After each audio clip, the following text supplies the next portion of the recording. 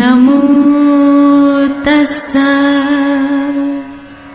भगवतो अरहतो। आने से आपका क्या क्या लाभ, कैसी मैत्री बढ़ेगी, कैसा बंधुत्व पनपेगा और किस तरह से हमारा आध्यात्मिक विकास होगा।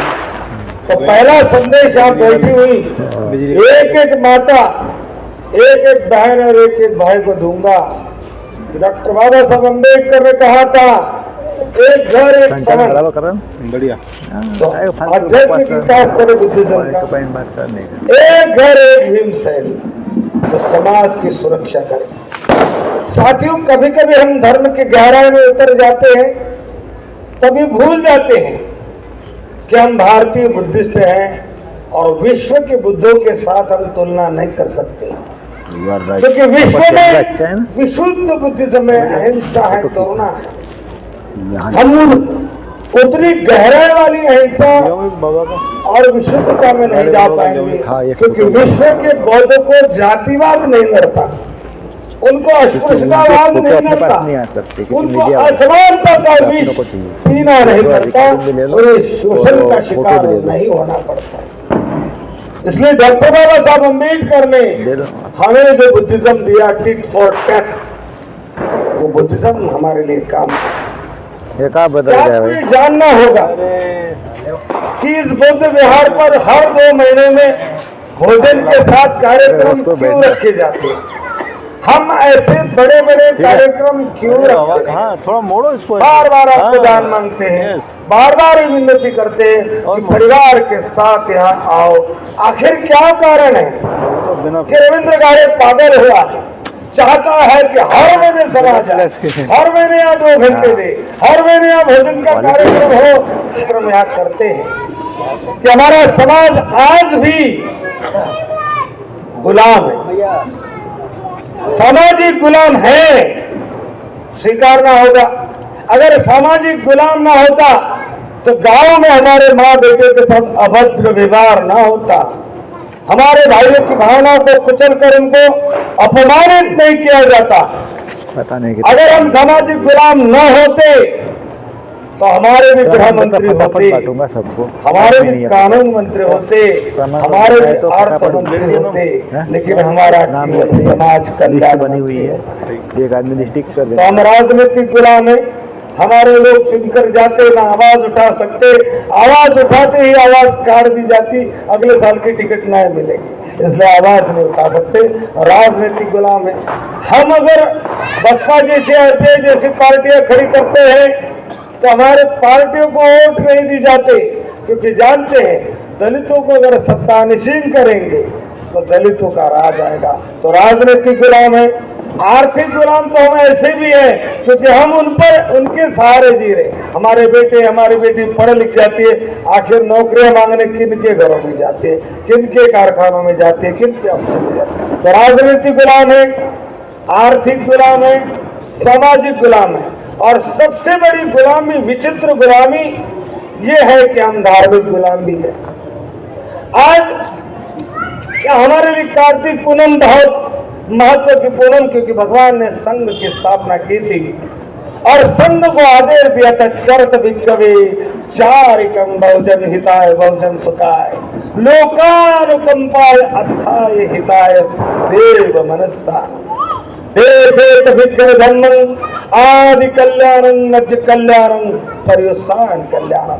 हे विष्णु, मनुष्य पर अनुकंपा करे, उसके अज्ञान को दरकिनार करे, उनके गलतियों को दरकिनार करे, बड़ी अनुकंपा मनुष्य के साथ करे और देवताओं के साथ में अनुकंपा करे।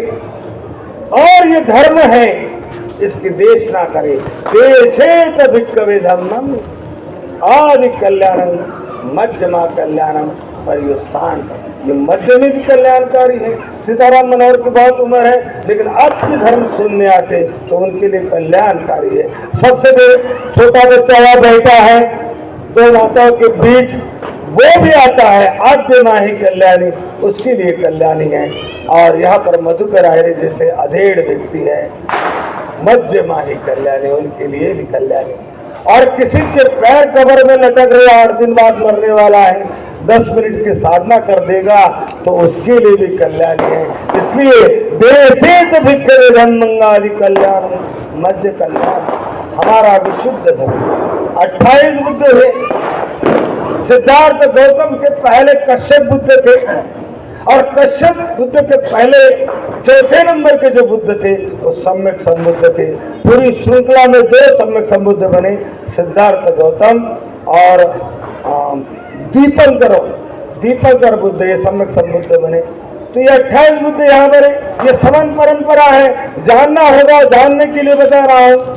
समन परंपरा के 4 अंग थे, एक है जैन धर्म, दूसरा बौद्ध धर्म और दो बाकी के पीछे मैंने इसलिए नाम नहीं लूंगा। तो समन परंपरा के 2 अंग जैन और बुद्धिज्म। जैन के पहले संस्थापक ऋषभ देवल अरहंत अवस्था पर प्राप्त हुए। अब अरहंत और बुद्ध में क्या अंतर है, बुद्ध में अंतर है, थोड़ा समझना होगा। अरहंत अवस्था के बाद जैनों के तीर्थंकर आगे नहीं बढ़ते, लेकिन बुद्ध में अरहंत की अवस्था प्राप्त करने के बाद प्रत्येक बुद्ध बना जाता है और प्रत्येक बुद्ध ही आगे चलकर देशित करता है धर्म को, सम्यक संबुद्ध कहा जाता है। 3 स्टेप हम आगे हैं समन परंपरा में, बाकी परंपरा एक है। उन्होंने जटिल मार्ग अपनाया और भगवान ने मध्यम मार्ग अपनाया, यही अंतर है। तो हम धार्मिक गुलाम कैसे हैं? ये धार्मिक गुलामी से आपको मुक्त होने का संदेश देने के लिए हम कार्यक्रम करते हैं। हमें कोई रविंद्र गाड़े को, गिरीश परमार के आगे जाकर पर्चे आगे कर भीख मांगने की जरूरत नहीं है, लेकिन ये मैं करता हूं क्योंकि मैं जानता हूं कि मेरा समाज मानसिक गुलाम है, आर्थिक गुलाम है, सामाजिक गुलाम है, राजनीतिक गुलाम है और सबसे बड़ी बुराई मेरे समाज की है कि वो धार्मिक गुलाम। आज कार्तिक पूनम का कार्यक्रम है, हम सर्वधर्म संभाव की बात इस देश में की जाती है, लेकिन किसी के साथ सर्वधर्म संभाव का विवाद इस देश में नहीं होता। इसके बावजूद भी हम धार्मिक गुलाम हैं, क्योंकि हमारा पढ़ा लिखा इंजीनियर, डॉक्टर, वकील और हमारा मिनिस्टर जब भी गली के निक्कर से गुजरता है ना तो छोटा मंदिर देखता है, ऐसा बनता है जैसे सारी पृथ्वी का संचालन वो छोटे से हनुमान जी की मूर्ति से।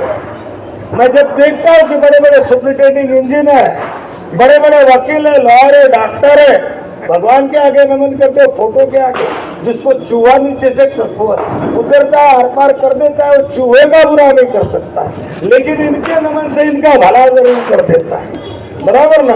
तो हमारे लोग मानसिक गुलाम, धार्मिक गुलाम हैं और हमारे लोग इतने धार्मिक गुलाम हैं कि हमारे डॉक्टर बाबा साहब अम्बेडकर ने आगे के 10,000 साल पहले का सोच कर पीछे के 10,000 साल का अध्ययन करके हमें बुद्धिज्म दिया। अजंता जाओ, एलोरा जाओ, आप गुनागर की गुफा में जाओ, आप किसी भी राज्य में चले जाओ, भारत के हर राज्य के किसी न किसी पर्वत में आपको गुफाएं मिलेगी और उस गुफाओं में मिलेंगे तथागत भगवान। और किसी को भी पूछ लेना, वो जो गुफा देखने आते हैं ना, चाहे किसी भी धर्म, किसी भी पंथ, किसी भी मजहब, किसी भी गोत्र जाति के हो, किसी को भी पूछोगे वो कहेंगे 5,000 साल पुरानी गुफाएं। क्या कहेंगे? 5,000 साल पुरानी गुफाएं, ये वो कहेंगे। और भारत में आर्य कब आए? 4,000 साल पहले। गुफाएं कितनी पुरानी है? 5,000 साल पहले। समझना, it is a point of view. Bharat में आर्य 4,000 साल पहले आए, गुफा बनी है 5,000 साल पहले, यानी कि आर्यों के आने से पहले, वेदों की रचना से पहले, शिव ब्रह्मा विष्णु कृष्ण के उत्पन्न होने से पहले 28 बुद्ध सिद्धार्थ गौतम का धर्म चक्र परिवर्तन इस जम्बूद्वीप में था। तो आपके आप कौन थे? आपके माता पिता कौन थे? आपके समाज के लोग कौन थे? तो सीधा जवाब आता है, या तो वो जैनिस्ट थे या तो वो बुद्धिस्ट थे। और उन बुद्धों की औलाद माटी के बने हुए गणपति को दूध चढ़ाती है और बोलती है, सोचते भी नहीं है, सारे चूहों का वजन होता है 80 ग्राम और गणपति का होता है 180 किलो। कैसे बैठेगा भाई? सोचते नहीं, क्योंकि मानसिक गुलाम है। कोई माता किसी शेर पे, तो किसी बब्बर शेर पे, तो कोई खोडियार किसी मगर पे है। अच्छा हुआ इनको पता नहीं था कि उधर डायनासोर नाम का भी कोई प्राणी है, नहीं तो उस पे भी किसी को बिठा देते। लेकिन हम सोचते नहीं, हम बड़े डरपोक हैं, मानसिक गुलाम है। तो मानसिक गुलामों को, राजनीतिक गुलामों को, आर्थिक गुलामों को और सामाजिक गुलामों को चेतना जगाने के लिए मैं यहाँ इकट्ठा करता हूँ। हर महीने कार्यक्रम रखने का कारण ये कि जो मानसिक गुलाम है, घर में 33 करोड़ देवी देवता को पूछते हैं, बुद्ध के प्रति श्रद्धा उत्पन्न नहीं होती। ऐसे 33 करोड़ देवताओं के गुलामों को एक बुद्ध के है दिखाने के लिए बेचारा वो प्रमाण मैं समाज में चेतना जगाने के लिए कार्यक्रम करता हूँ और इसलिए भोजन अंत में कहूंगा, 4 मिनट में बात पूरी करूंगा। भगवान बुद्ध ने 4 ब्रह्म विहार बताए। पहला ब्रह्म विहार मैत्री। तो जब तक आपस में मैत्री विकसित नहीं करोगे, आप चिल्लाते रहते, कितने भी कहो यार समाज क्या संगठित था थे, तू क्या संगठित है भाई? तो मैत्री रखते हैं ना, तो किनके साथ? मामा के साथ, बहन के साथ, फुप्पी के साथ, जो लोग देना चाहते हैं। आपकी मैत्री आपके रिश्तेदारों से बाहर जाती नहीं है। तो ऐसी मैत्री बुद्ध ने नहीं करी। हर सप्ताह में 2 परिवार के पास जाओ, 2 परिवार के घर बिस्किट चाय पियो, उनको अपने घर में मित्रता बढ़े। आप पर कोई आपत्ति आएगी ना, जैसे पता चलेगा प्रकाश सोमपुर को मेरे मित्र पे आपत्ति आई, सब कुछ छोड़ के दौड़ेगा, आपकी भोई नहीं दौड़ेगी, आपकी भाई उनको जो आता 8 कलाक फंसे, उसको 8 कलाक लगेंगे। प्रकाश सोमपुर दंतेश्वर में 30 मिनट लगेंगे। सस्ते का होता है। अपने अगल बगल अपने शहर के लोग, अनजान लोगों के घर जाओ। गुजरातियों ने मराठियों के घर जाना चाहिए, मराठियों ने मद्रासी के घर जाना चाहिए, गुजरातियों के घर जाना। कोई धर्म भेद नहीं, कोई भाषा का भेद नहीं, अपने अपनी रिश्तेदारी में जो मित्रता है, जो स्नेह, किसी काम का नहीं। साथ ब्रह्म विहार। दूसरा है करुणा, तीसरा है उपेक्षा। तो मित्रों से गलती होती है, क्षमा करना चाहिए। अब मैंने क्षमा मांगी आपसे कि मुझसे कोई गलती होगी, कटु वचन बोले होंगे, क्षमा करना, तो मुझे क्षमा कर देना चाहिए। तो उपेक्षा ब्रह्म विहार क्षमा कहने के लिए कहता है, छोड़ो यार, हो गया भूल जाओ, आगे। और तीसरा महत्वपूर्ण ब्रह्म विहार मुदिता। दूसरों की खुशी में खुशी, दूसरे के खुशी में खुशी महसूस करना, दूसरे की खुशी में खुशी महसूस करना, मुदिता ब्रह्म विहार। अब अंतिम ब्रह्म विहार करुणा।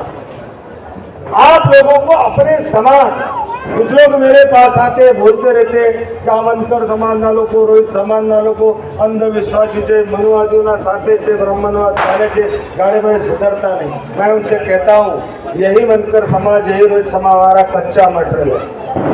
ये कच्चा मटेरियल है, जब ये पकेगा ना, एक अमोघ दर्शनी बनेगी। जब ये मटेरियल पकेगा तो एक भाई रविंद्र गाड़े बनेगा। तो हमारा कच्चा मटेरियल है, इनके दिमाग ब्राह्मणों के घर पे गिरवी रखे हैं, रविंद्र गाड़े और दिमाग गिरवी रखे हुए वापस लाने का काम करा। इसलिए कार्यक्रम रखे जाते हैं। अपने दूषित पूरा त्यागना है, आदतों को छोड़ना है। हर महीने एक बार परिवार के साथ आना है।